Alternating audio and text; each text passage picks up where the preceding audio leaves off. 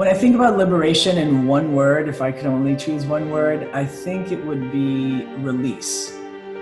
When I think of the word liberation, the first word that comes to mind is transformation. When I think of liberation, I think of expansiveness and expansion.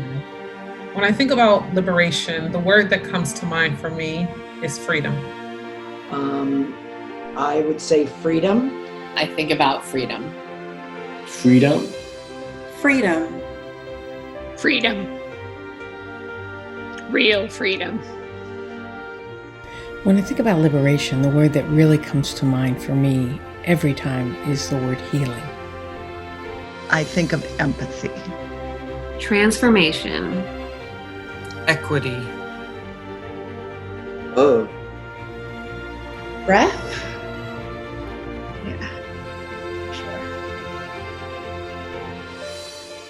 Well, when I think of practicing and counseling psychology of liberation, I just think that we all have a personal experience of liberation. It's that feeling we get deep in our bones when we're free from all internalized messages we were taught of who we were supposed to be.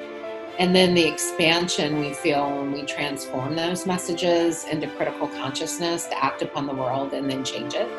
And so for me, the project of building a counseling psychology of liberation is one that builds a counseling psychology where all people who experience oppression can get free along the way.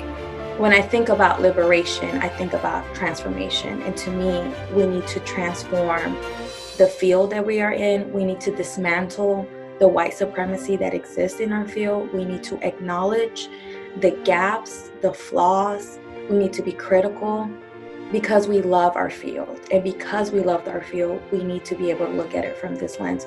A lot of psychology and a lot of the theories that we learn in our training are pretty limited because they come from a pretty specific perspective, which is a pretty Western.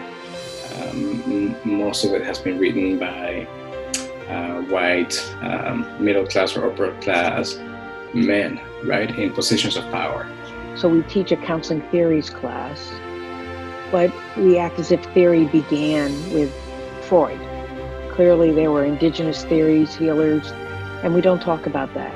So it really recalls for us to address the times that we've been oppressive. And I think one of the main ways to do that is to reorient ourselves when we talk about theory. So starting at a different point, instead of starting at the traditional European, white, cis, male perspective.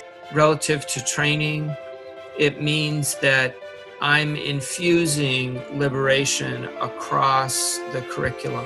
That vision realized would mean we're going into training programs and we have real strategies on how to work with community partners that aren't colonizing or rooted in a white Western savior complex.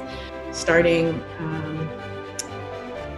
other spaces or creating healing spaces, using the skills that you've learned in your training programs to immediately be out on the street or in community serving people who need it, who may not have access to the counseling center space where you're getting that training, and finding creative ways to get whatever extra supervision or what other supports or what other knowledge bases that aren't learned in traditional psychology or counseling psychology that'll serve communities who psychology hasn't traditionally served.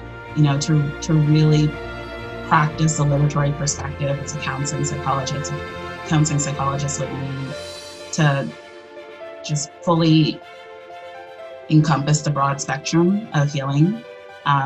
So talking with people, but also finding other ways to work with people on forms of healing that's meaningful for them. If we tool and gear up all people within our field to combat racial trauma, to combat racism, to ensure that trans people are not made invisible or equally vulnerable to police and social violence. If we do all those things, then the well-being of everybody will be uplifted. I see Black people having tools for their own healing and wellness that are empirically grounded, but also culturally relevant and developed by them and for them.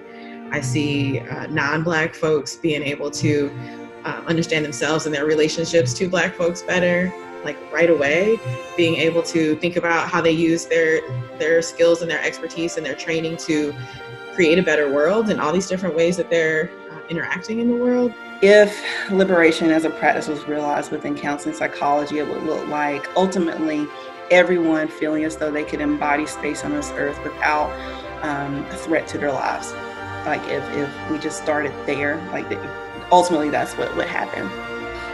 I think that we would see something great and something different if we were able to achieve this. And that's why I use the word disruption, because I think that it would just really rock what we've been doing down to the ground and allow us to rebuild our core in a way that really speaks to the heart of people who have not been represented in our field yet.